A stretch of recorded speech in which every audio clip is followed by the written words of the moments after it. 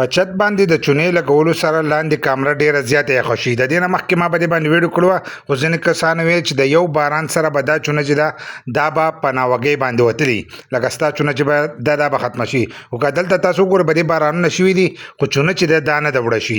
د چونې د لګولو چې دا هغه طریقه ده چې په هغه طریقې تاسو ولګوئ، نو ستاسو کامره به هم یخی او ستاسو چونه چې دا به څه وخت تاسو له کار کوي.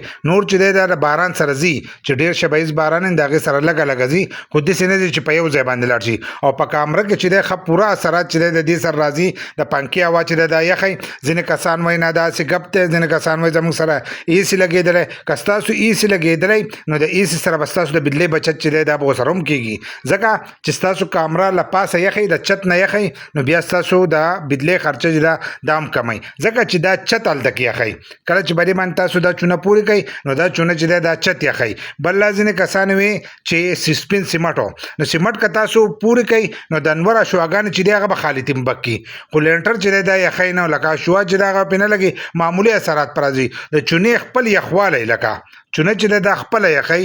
کله چې تاسو چونه ټیسټ کوئ، تاسو په یو ځای باندې چونه پورې کړه، نو د هغې لپاره چې تاسو پیزار وکاږئ او په چونه له پاسه تاسو ګرځئ، نو تاسو ته پته ولګي چې د چونې څومره یخوالی دی.